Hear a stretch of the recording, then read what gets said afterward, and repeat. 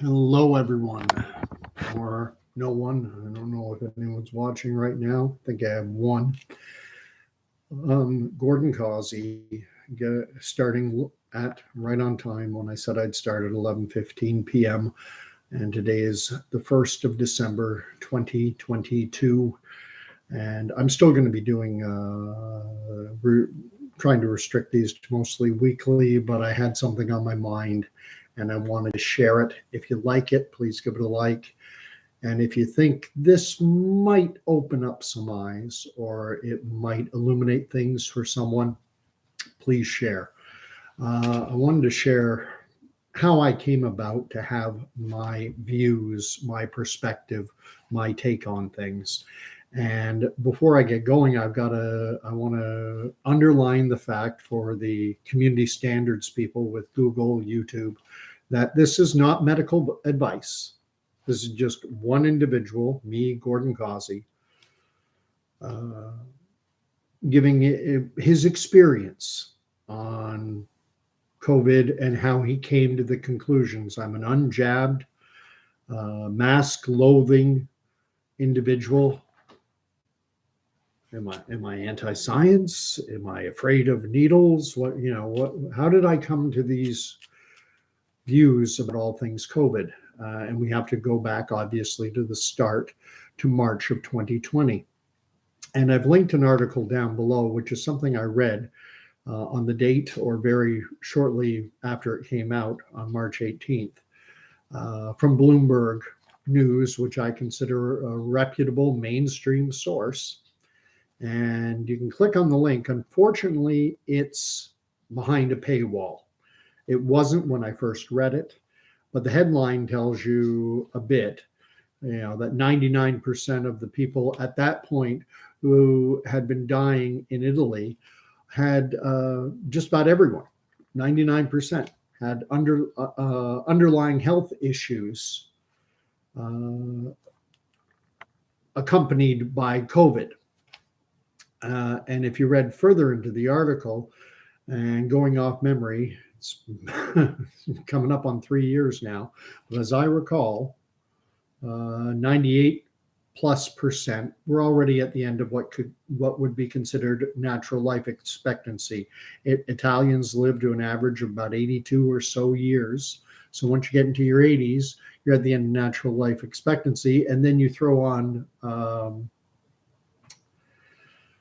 underlying health issues, and it's a dangerous world we live in with all kinds of viruses, bacterial infections, germs floating around.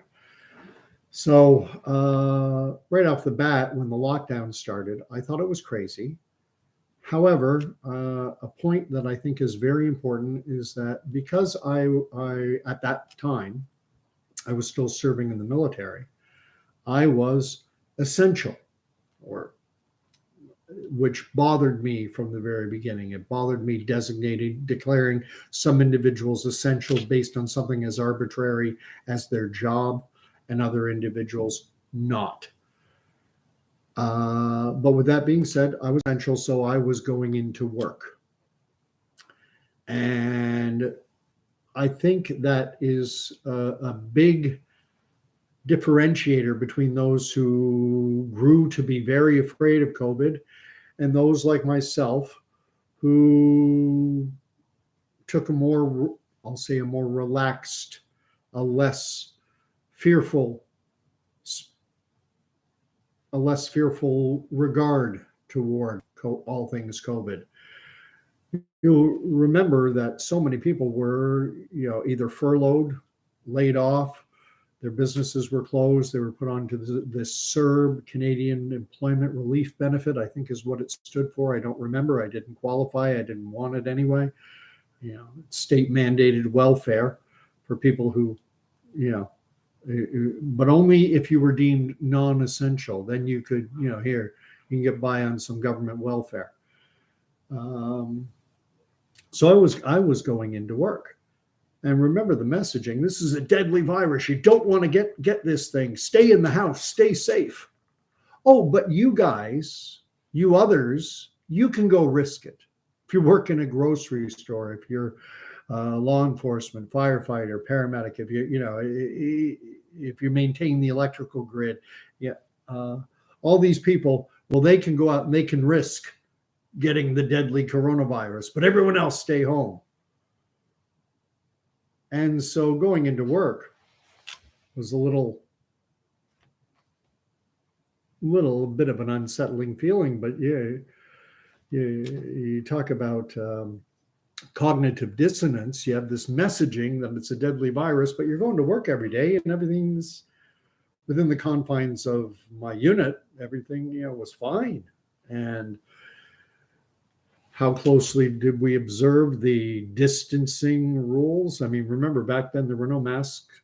We were told back then the messaging was from Theresa Tam, from Dr. David Williams, who was Ontario's then Chief Medical Officer of Health.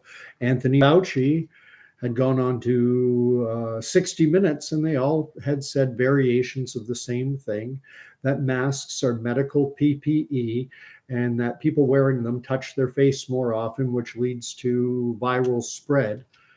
Dr. David Williams talked about the donning and doffing procedures that doctors have to go to when they're masking up, when they're putting on the mask, gown, and gloves and everything. There's intricate procedures here to prevent cross-contamination, and the general population you can't expect them to adhere to the protocols. And it made sense to me. I read up on it. Oh yeah, and I have had some training with medical PPE. Was logical. And so I went to work. And right from the get-go, I was like, this is insane, declaring people essential and non-essential. Then something else happened on Easter Monday. Easter Monday, there was a medical emergency in my household. Nothing related to COVID, but what ended up happening is I had to look after at that point, my youngest son was 7 years old in grade 2.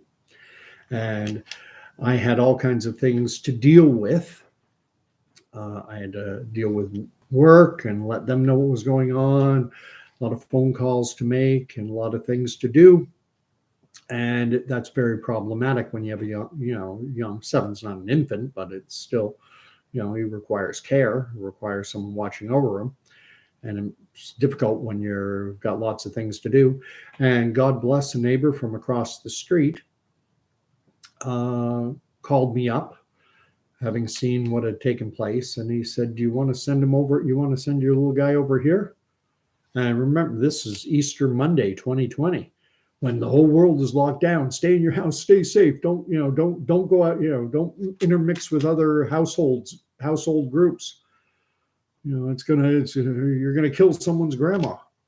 And so I said to my neighbor, I said, I had already expressed my opinions to this individual. And I said, you're okay with it? And they said, if you are, I am. We're on the same page. So God love them. Help me get through everything. And then because of that medical emergency, I was given some time off. And when things had settled down and I was able to go back to work, the first day I went back to work, there was a young woman with whom I worked, and seeing me, she came up, Gordon, and she gave me a big hug. And I mean, think about it in the context of the times we were living. People were afraid of each other, afraid to breathe someone else's air. And here I was hugging someone from outside my household. And so very quickly, I was like, and again, I'm not offering medical advice. I'm just sharing my personal experience with respect to COVID. Faith and church going. I'm a church goer, had been for a long time. And of course, in March of 2020, churches were closed, and we were directed to churches were told to take their services online. And the church I attended already had a YouTube channel, and they already broadcast via YouTube for members who might be out of town or those who, for health reasons or whatever, were unable to attend worship.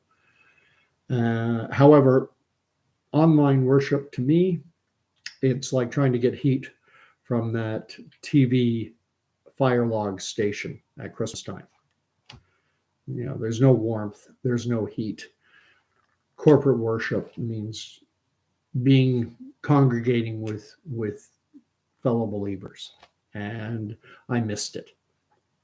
And I made the decision very early that I'd heard about churches in the United States opening, and even I think there were some in Canada. That's when I first heard about the Church of God Restoration in Aylmer. They held a parking lot service where they told everyone to sit in their cars and keep the windows rolled up and tune into a short range FM transmitter. And they had a dais set up, a platform where they had the preacher and the singers and everything. And they were maintaining distance and doing everything according to the rules. But even then, the police were harassing them, taking down people's license plate numbers. And that's when, again, not advice, not just one individual's perspective, that's when I started to think, is in politics, Western politics, we talk about something called disinformation campaigns.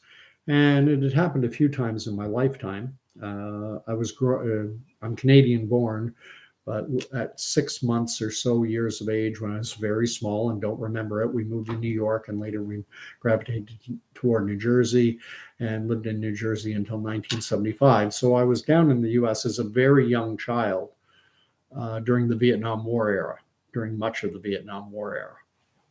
And of course, my perspective was that of a child. What I learned is more from history and this whole disinformation campaign about the domino theory. That was the principal rationale given for why the US had to go into Vietnam, was because if Vietnam fell to the communists, well, then other Southeast Asian countries would tip toward communism. Malaysia, Singapore, the South Korea, the dominoes would fall.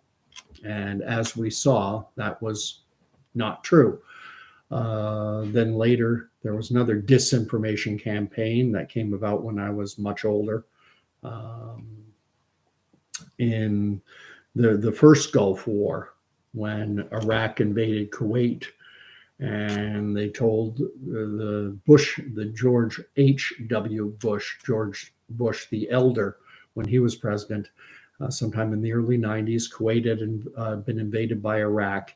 And to sell the war, they came up with this story that Iraqi soldiers were in Kuwait and throwing babies out of incubators, which has now been thoroughly debunked by just about every reputable news outlet in the world. It was what is referred to, and something I learned about in history class. It is called atrocity propaganda. In times of war, you always make out that the enemy is doing atrocious things. And it goes back to Roman times and in World War I and World War II. It's common. And there were a bunch of lies during that war. We were told that, well, we had to go to war against Iraq because it was to say, we were protecting democracy. But Kuwait was not a democracy. Kuwait was an emirate state. It was a kingdom. Then we were told that Saddam Hussein represents a major threat to world peace and security. And it's like, wait a minute, this is the same Iraq that fought a war for 7-8 years against Iran, and barely a mile of territory changed hands. It was basically a stalemate. This is the major threat to world health and security. And then, of course, then you had the second Gulf War with George W. Bush, George H.W. Bush's son. He became president in 2000, and with the justification of 9/11. And This idea that Iraq had weapons of mass destruction. It was all over the news, all the intelligence experts proving that Iraq had weapons of mass destruction, which never got found. So disinformation campaigns, I openly questioned. Are we living through a disinformation campaign? The deadly coronavirus, is it that deadly? My experience didn't lead me to that conclusion. Not a medical expert, but I certainly didn't view it as the deadly coronavirus. And then, as I was saying, all the churches were closed, and I decided very early that if a church opened up, that I was going to go. I didn't care if it was Baptist, Pentecostal, Seventh-day Adventist, as long as they were reading from the Bible and gathering. Bob's your uncle, I'm going. And lo and behold, in May of 2020, a church local to me, I already knew the pastor, had played tennis with him and his wife. So it was a Pentecostal church. They opened for corporate worship outdoors. They had a big back lawn. And so I think they'd taken a truck and they used the flatbed of the truck as the podium, the stage, if you will, and that's where the singers and musicians and the preaching was done from. And I walked right up, and there was a kid there, Joshua, who I knew from playing basketball with him. And Fred came up and gave handshakes, hugs all around. And that just reinforced my belief. And then, of course, we had the George Floyd protests that broke out sometime around, I think it was in May of 2020, when all of a sudden, okay, I guess you can go out for that. Kids have been fined for playing. A kid in Ottawa, at least one kid in Ottawa, had been fined in the hundreds of dollars for playing basketball outside alone. And now all of a sudden, 1,000+ people protesting in the street, standing shoulder to shoulder, kneeling and everything else. Well, that was okay. And characters like Doug Ford, Premier of Ontario, and Canada's Prime Minister Justin Trudeau even joined in. And so my non-expert, not offering advice, opinion at that point was pretty much cemented that we were dealing with a disinformation campaign, that COVID had been blown up into something beyond what it actually, in point of fact, was. And I continued going to the Pentecostal church, continued right through till Christmas time, and then after. And then you may recall, and I forget the exact date, but we're looking at March, April of 2021, the government ordered another, I think they called it a circuit breaker lockdown at that point. And once again, churches were closed.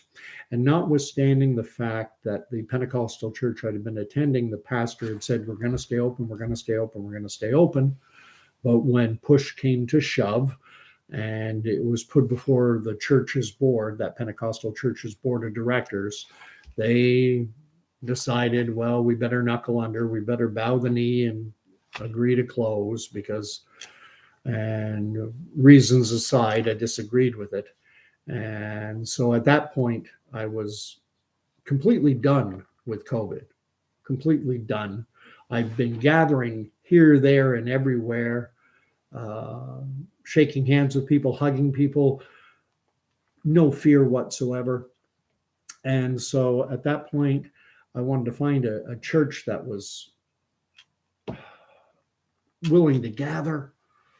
And I reached out into an online Christian community that I belong to, said, this is where I live. Does anyone know a church anywhere that's gathering? And I found out one about an hour away. So, okay, an hour away. Off I go. Every Sunday, I went there about 8 weeks in a row. No distancing, no masking, no nonsense, just straight on. It was fantastic. I still remember the first time we went there. I'd never been there before. It was a Baptist church. And my youngest and my wife and I, we walked up. It's a different, new church. We've never been here before. I know a bit about Baptist tradition, but not a great deal. So I've got a pretty good idea of what to expect. And as we approached, there was a young lady at the front, and she had a bottle of hand sanitizer. Oh, gosh. And she offered it to me. Would you like some hand sanitizer? And I was like, driven an hour to get here. I'm not turning around now. I said, okay, yeah, just give me a little drop. So she put a small drop on. I rubbed it in. Then she turned to my youngest and she said, would you like some hand sanitizer? And he said his favorite word, he never says no, thank you. He said, no, I'm good.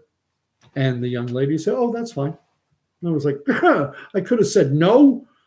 Hate that hand sanitizer. It actually lifts off a layer of your skin. It's gross. So we went into the church, and we were greeted by a woman who said, oh, you're new here? I said, yeah, I heard about your gathering, so I wanted to come up. Oh, where are you from? And I told her, oh, you're an hour away. You came all that way. And she said, we've had people coming from Toronto, people coming from other places too. So I'm not surprised. And she said, now we have, if you want to go into the basement, everyone down there is distancing. Some people are wearing masks, or if you want to sit in the back here, and they had different sections for basically different levels of fear of COVID. And I just looked at her and said, I just want normal church. And she smiled and said, I thought so, put her hand on my shoulder and said, just go anywhere up at the front. And again, we shook hands and everything.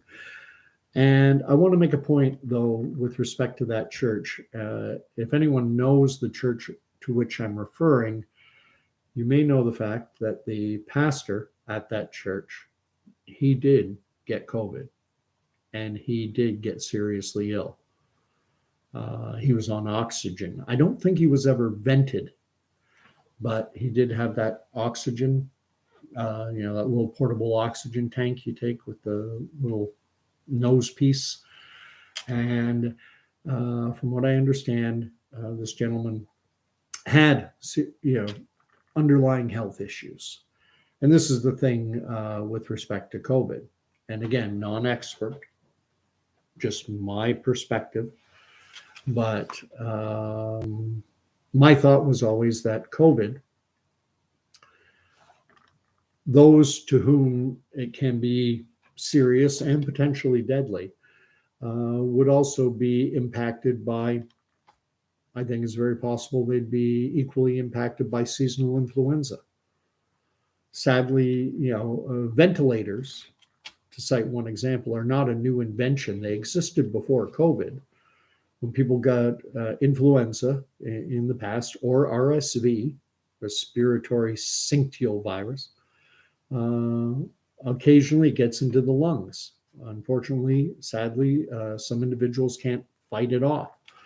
And when a virus like influenza or flu, when it gets into the lungs, it can lead to pneumonia. If it gets into both lungs, that, from what I understand, that is double pneumonia, and it can require a person to have to be put onto a ventilator. So would this have happened to the pastor at that church regardless? I don't know. That's an open question. Would an influenza infection have led to the same result? I don't know. I consider it possible, but I'm not an expert and I don't know his full medical history. And I don't care to. That's his business. So now we're up to, that's April, May, June of 2021. And I finally released from the military, because when the jabs, I've said in the title that I'm unjabbed, and unjabbed and mask loathing.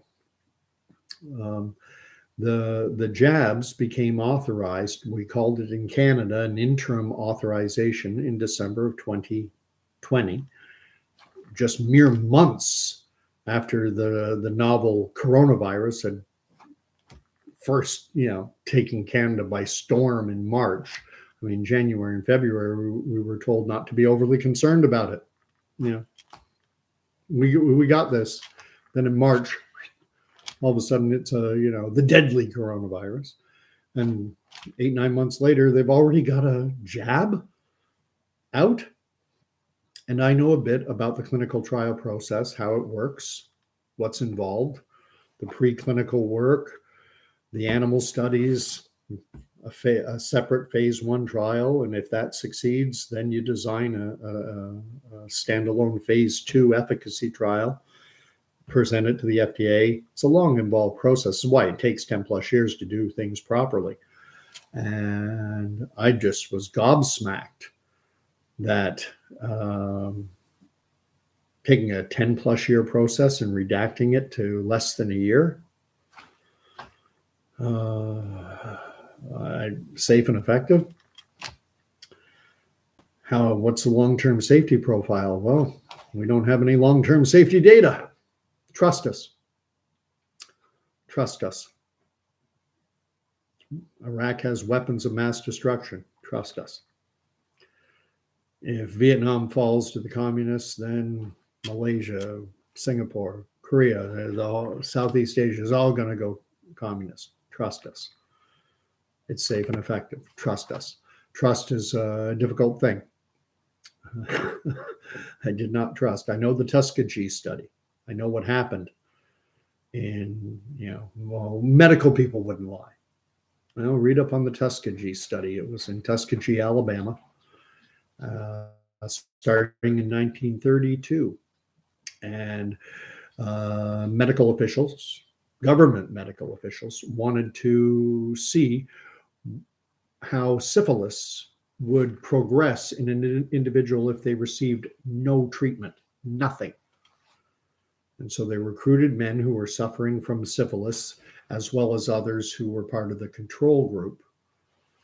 And they told these individuals suffering from syphilis, these men, that they would be receiving free medical care for bad blood.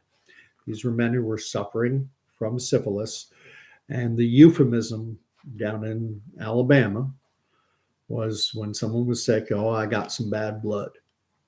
And so they basically went in and lied to these individuals, said they were receiving free medical care. What they were doing was they were checking them to see how syphilis was progressing through their untreated bodies, and leading to pain, misery, and premature deaths. And they continued this study for 40 years, right up until 1972. In my non-expert view, that's a crime against humanity.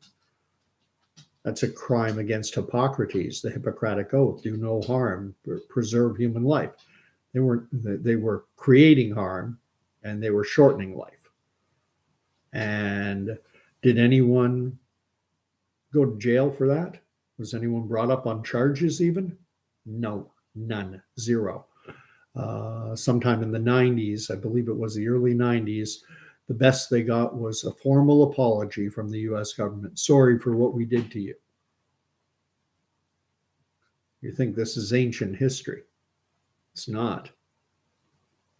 It's happening in our own lifetimes, my own lifetime. So trust is a very difficult thing. And in December of 2020, when the jabs were authorized, and I'd been anticipating that they would be authorized because the messaging was signaling it.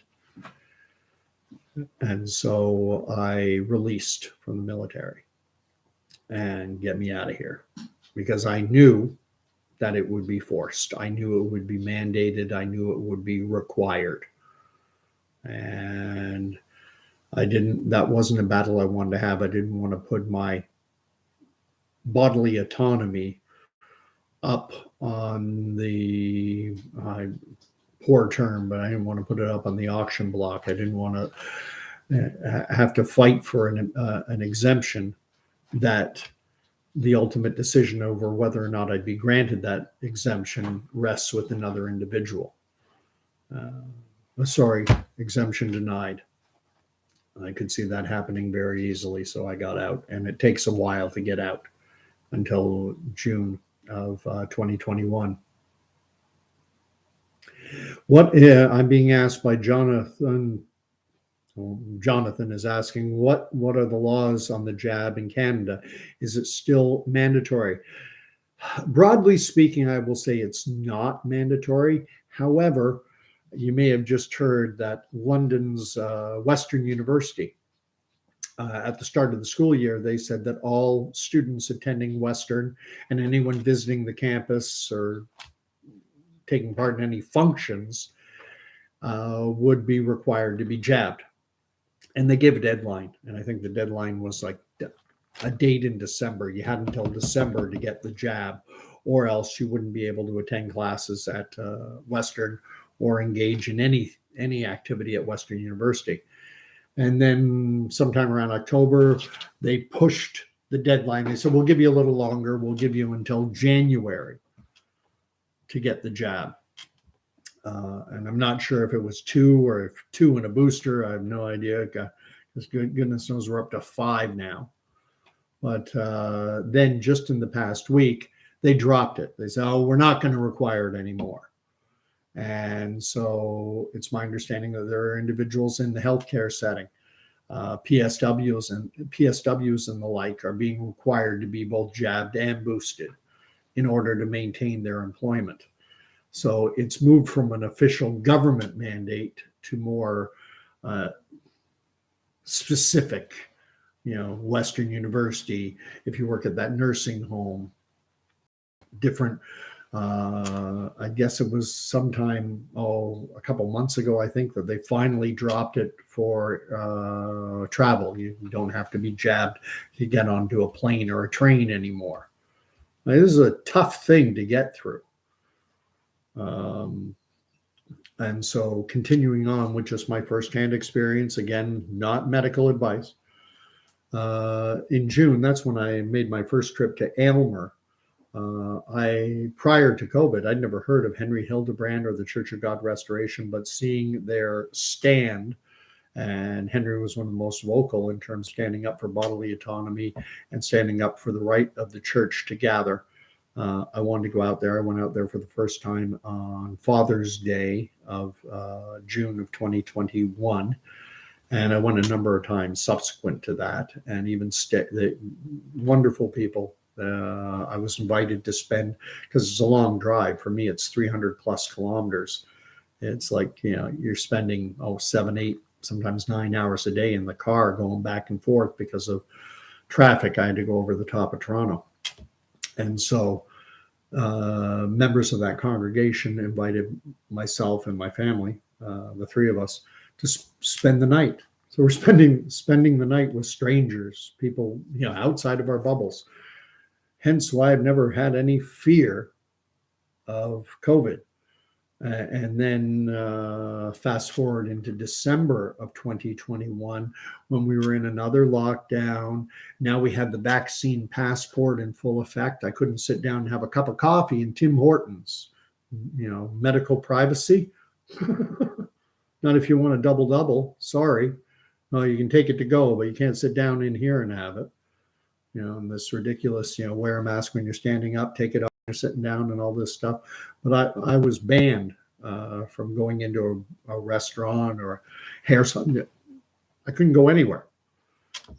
Fortunately, I found out about a pub in Kingston, which is about an hour away from where I live, and a gentleman by the name of Kelly Hale, Jack Tuesday's Pub in Kingston, was defying the rules and were open to anyone. And boy, they hammered down on him. At first, they took his liquor license.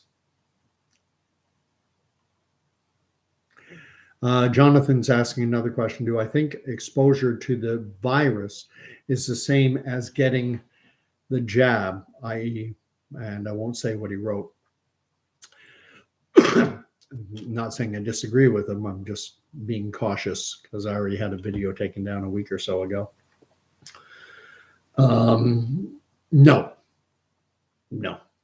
I don't think it's the same. And again, non-expert opinion, but the jab, from everything I understand, and you can verify this because it's just one man's non-expert opinion, is that the jabs are all narrowly focused on one specific component of the virus, not the virus. We all seen that big red orb with the spikes all over it. It's not based on that virus in its entirety. The jabs are focused specifically on that spike protein, and that's it.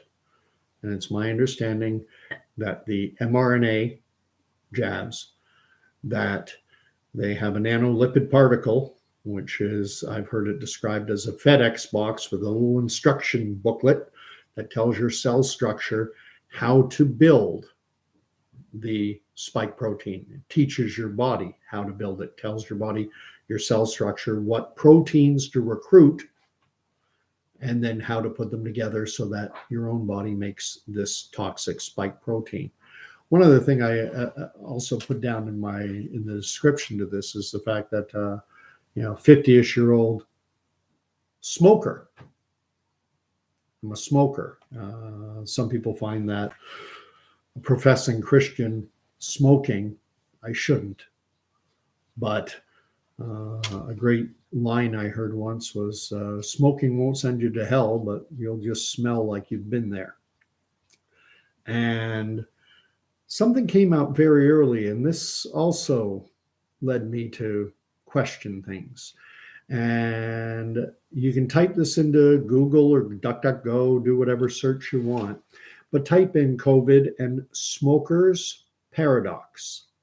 And it's something that got reported very early. They noticed it in Italy, in London, in New York City, is that you would think that a smoker, it makes intuitive sense to think that a smoker would be at greater risk of COVID being serious and potentially fatal than for a non-smoker. It should be worse for a smoker, shouldn't it? But what they were finding was that smokers were underrepresented.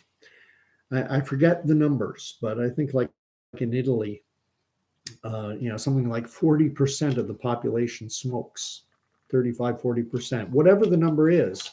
Well, if that's the number, let's just assume 30% of the people in Italy smoke.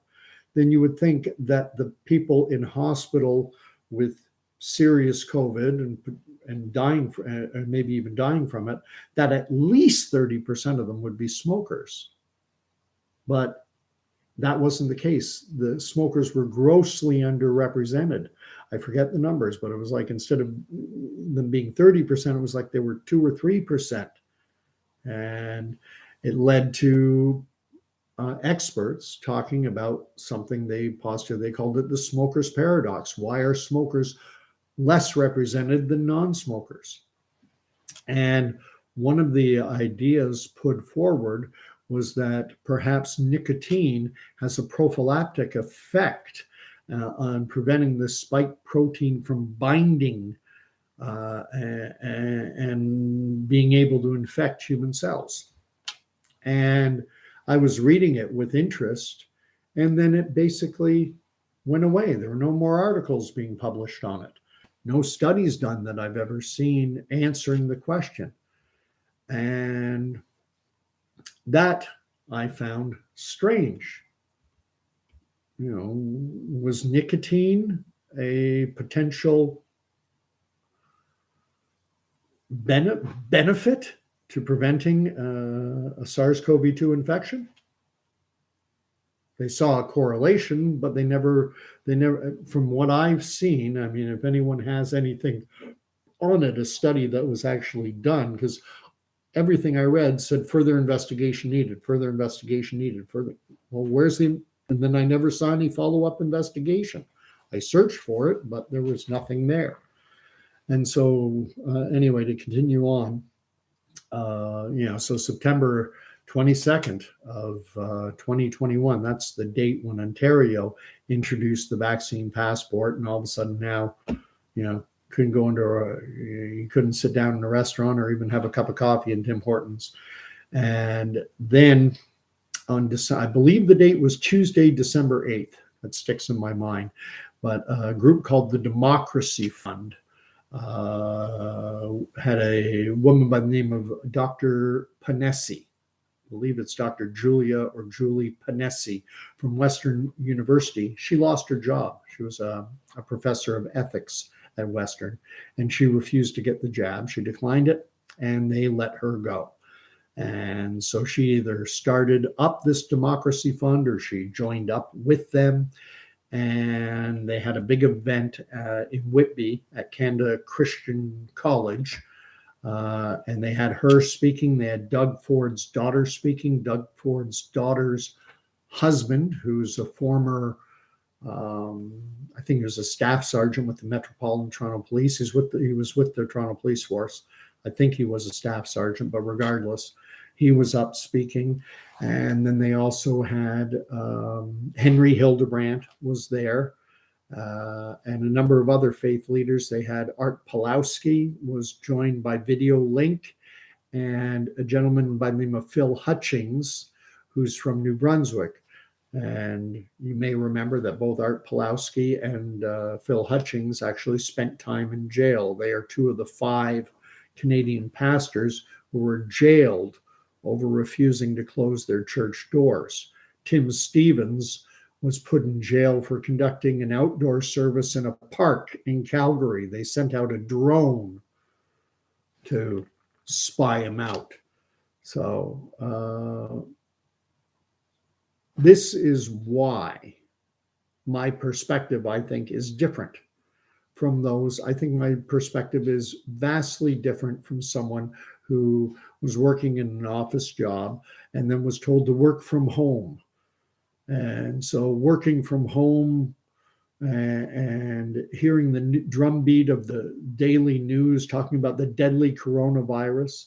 We all know the news that came out about in Quebec, where the Canadian Armed Forces sent in a medical team, medics, to help out in the long-term care homes because they were understaffed. And the CAF, they released a medical report or a report detailing the fact that it wasn't COVID, that people in long-term cares in Quebec were dying of dehydration. Something I've shared many times is the fact that the Ontario Long-Term Care Association says that I think it's 86% of the patients in Ontario's long-term cares in the year 2019 had some form of cognitive impairment. Something like 60-70% have a clinical diagnosis of dementia. And so people don't remember to drink. Now, from everything I understand, based on World Health Direction and Toronto Public Health publicly stating any death with COVID, even if it wasn't caused by COVID, it's still in the case numbers for COVID deaths. That's as per Toronto Public Health, published to their official Twitter account. So even if COVID wasn't the cause, if there's a positive COVID test, then it's added to the case numbers for COVID deaths. And so how many of those Quebec City or Quebec deaths that were listed as COVID were dehydration? And what happens to people is when you developed a preconceived, firmly held, biased view, then anything that goes against that bias, anything that contradicts that biased, tightly held view is rejected out of hand. And my perspective is of someone who started out like, all right, and the eyes slowly opened up. I mean, they weren't closed in fear at the beginning. I was squinting, and then it's like, my eyes got wider and wider and wider. And I had COVID. So fast forward, I mean, all these gatherings, all these hugging, shaking hands, embracing, indoor, outdoor, I didn't care. Never got COVID until I finally did get it. No idea where I got it. In February of 2022, just almost a year ago now, but February of this past year. My youngest spiked a fever on Thursday night, and by Friday evening, I came down with chills, spiking a fever, aches, shoulder ache, very flu-like symptoms. Uh, no nausea, no dysentery, to use a military term, nothing like that. Just aches, chills, low-grade headache, dry, non-productive cough, all the classic symptoms. I figured I was pretty darn sure it was COVID. And I became more sure of it a week or so later. I recovered in like 2, 3 days. I had it Friday. Saturday, I was feeling better, but still under the weather. By Sunday, I was like 80, 90%. And by Monday, I felt like I was 100%. Bob's your uncle. I'm good to go. But then within a week or so, I developed conjunctivitis, pink eye. And there were reports coming out at that very same time saying that pink eye was a common kind of after effect, kind of a rebound thing after a COVID infection. So I went, okay, because I never got tested. I didn't need a test to tell me I was sick. I knew I was sick, but I didn't even medicate. I mean, the only things I take are in the wintertime, I take vitamin D, which is from everything I've read, non-expert. Everything I've read, it says that vitamin D is essential to having a healthy immune system. And in the wintertime, the main source of vitamin D, we get it from the sun. Well, in the wintertime in the Northern Hemisphere, we don't get a lot of sun. So in the wintertime, I take a vitamin D supplement. I think it's 1,000 EUs or IUs, international units. And then, and turmeric, which is said to be an anti-inflammatory. So never regretted the decision not to get jabbed. That was February. I had it the once. I know too many people who've been jabbed and boosted. I've spoken about a guy I work with in previous videos who, is jabbed, boosted, and he's had COVID multiple times. And he said, oh, the last one was really bad. I can't wait to get my booster. The last one was the worst. It's like you keep getting the disease you were supposed to be vaccinated against. Have you ever looked up the definition of the word vaccine? Type it into Google and look at the first thing that comes up. First thing. It says an agent or substance that confers immunity. Well, if you have immunity to something, you don't get it. And everyone I know who's been jabbed has had the dang thing. I remember the days of MMR, which I've had. I've had the measles, mumps, rubella vaccine. I know most people have had it. And surprise, surprise, I never have known a single person inoculated against measles to get the measles or rubella or mumps. So I can't say, is that definitive for sure that the reason people haven't got measles is because they got the vaccine against measles? But it's a very strong correlation. I don't know a single one. Breakthrough infections are supposed to be incredibly rare until now. We changed the definition of what a vaccine or an immunization is. That's why we call vaccines immunizations, immunize. Anyway, the reason I wanted to make this video is because we all have different perspectives. We all have lived a different life these past 3 years. Not everyone was an essential worker. Not everyone was out working. A lot of people hunkered in their bunkers and were scared to death. And I think those of us, and I will say lucky enough, I think I'm a suspicious cat at the best of times. I don't trust mainstream media. I certainly don't trust government officials or politicians, because this has been political from day one. And but it made opening my eyes easier was the fact that I was out working. And it's why I was thrilled to go back to work. I mean, I left the military in June of 2021, but I went back to work back earlier this year, May of 2022, in a retail setting. No compunction about it whatsoever, because I'm not afraid. I know it's almost like we're mandated to be afraid now. And that's why, I'm not offering medical advice. Medical advice seems to be now be very, very afraid. So, I'm not I'm giving my take. I'm not offering this as medical advice. If the medical experts tell you to be terrified, all right, be terrified. Fill your boots. Hey, Jonathan, thank you for chiming in. I always appreciate the engagement. And if you think in some way this might open some eyes, I think I expressed myself reasonably well, and that my earnestness comes across. And if you think this might open some eyes, you're welcome to share it. And I'll leave you with that. I'll go live again. And there are other things I wanted to talk about, but this has already gone on for over 50 minutes.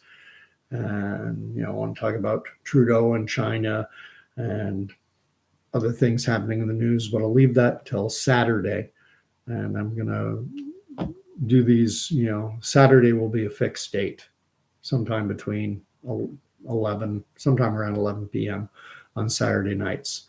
Anyway, God bless, and thanks for watching.